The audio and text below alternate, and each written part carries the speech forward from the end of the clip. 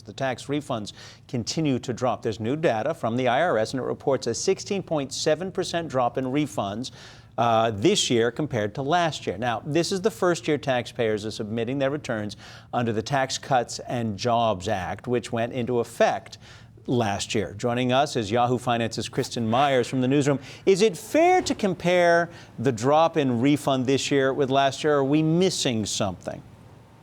Well, we're going to be hitting that, but first I want to give you some of the numbers off the top. So the first time the IRS actually released some of this data and the statistics for this tax season, they said that refunds were actually 8% smaller this year than they were last year. Now, as you guys saw, that has now jumped, almost to 17%. Now, the refund on average have dropped from $3,169 to $2,640. Now, Adam, what you're alluding to, that analysis from Tax Policy Center said that most Americans are actually receiving a pay cut, but they didn't update their withholdings. So they saw bigger paychecks throughout the year, but are now getting either smaller refunds or now being hit with these surprise tax bills. Now, Ron Wyden, he's a Democratic senator from Oregon, slammed the Treasury Department for those withholdings and has actually called the IRS to essentially reduce or waive penalties for people that under withheld. Now, in a letter to the IRS, he said, and I quote, "Republicans rushed a flawed, deficit-exploding corporate handout through Congress that left middle-class families in the lurch.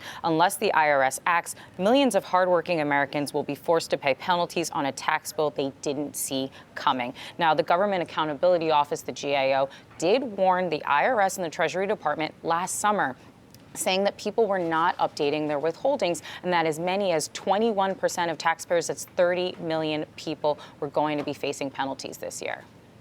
All right, thanks, Kristin. You know, you have to wonder if this is on people for not adjusting accordingly. But at the same time, if the Treasury saw that this many people were not calculating correctly, you would have thought they would have done something about it. Well, so I think they got serious about it quite late, and more in explaining than proactively expecting or urging people to adjust their withholding. Having said that, I think if you go back and look at what the tax reform was or tax cuts were all about, it was really far more focused on the corporate sector than anything else. And there you saw significant lowered tax rates for corporations. On personal level, I think some people got some tax cuts, although people in New York and New Jersey in this general area have seen their bills go up. But the overall tax levels from individuals really hasn't gone up that much. Well, Brian, is it fair to point out that if you're getting less money refunded to you, partially it's because you're not giving the government more money during the year, and that money perhaps is staying in your pocket? Hey, just unfortunately, people don't think like that. You're going to probably come this tax season, you're thinking, well, where's my refund? I'm used to this money. I didn't realize it was getting more money into my check. But Adam, I was thinking about where's this money going? It's going to higher medical expenses. It's going to auto inflation. That's where these check and this higher income has gone throughout the year. Look, the savings rate stayed at 6% throughout most of last year. Where's the money going?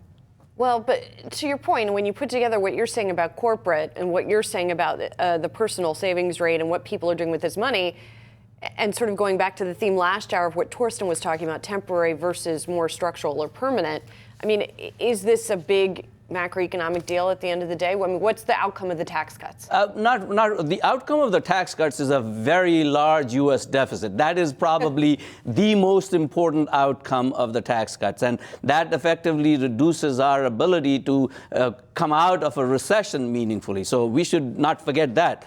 Having said that, I think the refund issue is more of a political ruse. I don't think it's really that significant from a policy standpoint.